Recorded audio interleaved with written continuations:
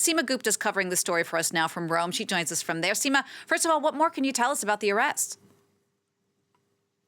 Well, as you mentioned, I mean, these seven Italians were convicted on terrorism charges, as well as those three that managed to escape.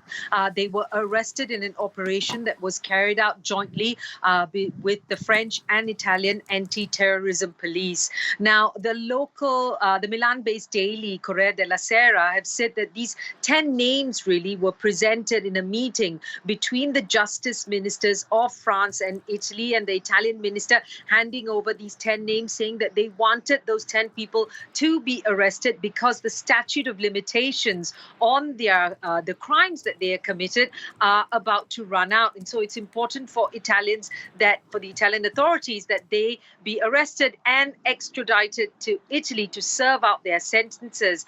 This has been an issue long been called for by the Italians to the French authorities over many decades. And clearly there has been some action on this now. And it's also been followed by a conversation between Italian Prime Minister Mario Draghi as well as the French President Emmanuel Macron on this issue. And as we heard in that statement, you mentioned it was something that Macron himself felt that had to be carried out. It's in keeping, however, with what is known as the Mitterrand doctrine. That's the doctrine named after the former French leader. And essentially it said that France would provide asylum to those who were involved in those activities of groups like that, but not to those who have blood on their hands. And it's clear that these 10 individuals, 7 of whom have now been arrested in France, were involved in very serious crimes, including murder and assassinations. Seema, tell us a bit more about this group itself, the Red Brigades. What is that exactly?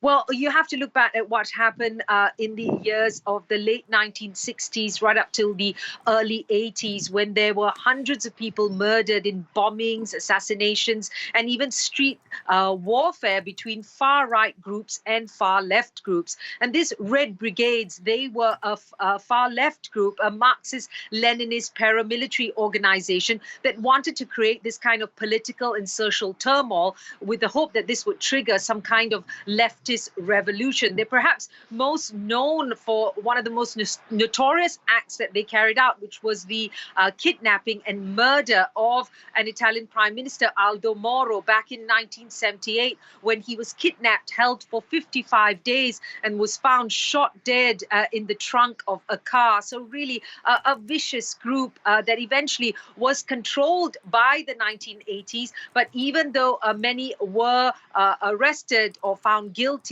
many managed to escape, and it's exactly why the Italian authorities are calling for them, many of those who have been living in France, to be arrested and to be extradited to Italy to serve out their sentences. Many of them have life sentences on the crimes that they committed, that they were convicted for these terrorist acts. Seema, thank you for that. France 24 Seema Gupta reporting for us from Rome.